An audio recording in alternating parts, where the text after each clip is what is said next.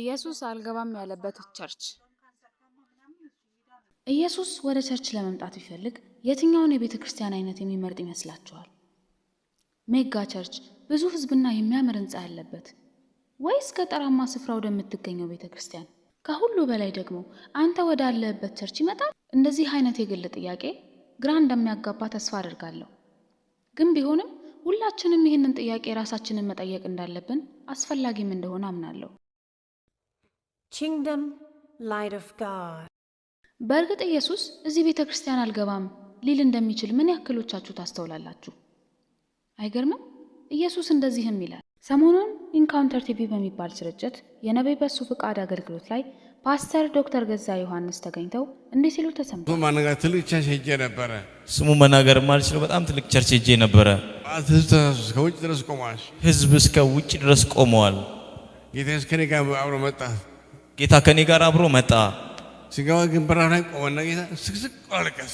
ልክ ልገባ ስል እኔ ገባውና እሱ በር ላይ ቆመና ስቅስቅ ብሎ አለቀሰ። እና አለቀሰ። ፍንድጋው አልገባም ማለት እና ገባ ስለው አልገባም እኔ ያለኝና ውጭ ቆመ። ለምን ሰውዬው ደግሞ ይዞ የቸርቹ አገልጋይ ይዞ ወደ ፊት አስቀመጠኝ። ይዞኝ የገባው አገልጋይ ወስዶ ከፊት አስቀመጠኝ። ኢየሱስ ግን ውጭ ቆሞ ነበረ። ምን ነው ስለው እኔ እዚህ አልገባም፣ እኔ እዚህ አልገባም፣ እዚህ የለሁም አለ። እኔ እኮ እዚህ የለውም አለኝ። ቆሞ ኢየሱስ ያለቅስ ነበረ። በር ላይ ቆሞ ደጅ ቆሞ እንደዚህም አይነት ጉባኤ አይቻለሁኝ። እስቲ ለእነዚህ ምክንያቶቹ ሊሆኑ የሚችሉትን ከእግዚአብሔር ቃል አንጻር ለመመልከት እንሞክር። የመጀመሪያው ንስሐ ከተጣለ። ራእይ 3:19 ላይ እኔ የምወዳቸውን ሁሉ እገስጻቸዋለሁ እቀጣቸውም አለው፣ እንግዲህ ቅና ንስሐም ግባ ይላል። ኢየሱስ በንስሐ የመመላለስን ዕድል ለቤተ ክርስቲያን ሰጥቷል። ንስሐን ችላ ለምትል ቤተ ክርስቲያን ደግሞ ኢየሱስ ለመግባት ይቸግረዋል። ምክንያቱም በቅድስና እንኖር ዘንድ የሚያስችለን አንዱ መንገድ ንስሐ ስለሆነ። ሁለተኛ፣ ቤተ ክርስቲያን ለብ ያለች ከሆነች። ራእይ 3:15-16 እንደዚህ ይላል፣ በራድ ወይም ትኩስ እንዳይደለ ስራህን አውቃለሁ። በራድ ወይም ትኩስ ብትሆን ግን መልካምስ በሆነ ነበር። እንዲሁ ለብ ስላል በራድም ወይም ትኩስም ስላልሆንክ ከአፌ ልተፋ ነው ሲል እናየዋለን። ይህ ደግሞ ለቅድስና ምንም ፍቅር የለም፣ ለጸሎት የሚሆን እሳት የለም፣ ለነፍሶችም ምንም ሸክም የለም። Kingdom Light of God። ሶስተኛ፣ እውነተኛ ከሆነ ግንኙነት ይልቅ ሃይማኖትን ያከብሩ ስለነበረ።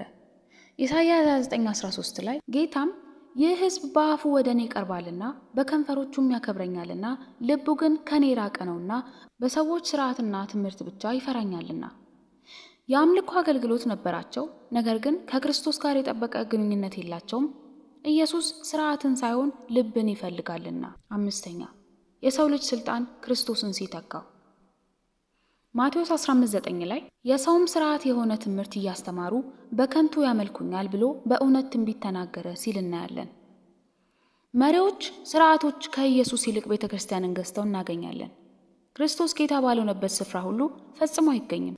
ድምፁን መስማት አቁመዋል። ዮሐንስ 10:27 ላይ በጎቼ ድምፄን ይሰማሉ ሲል እናገኛለን።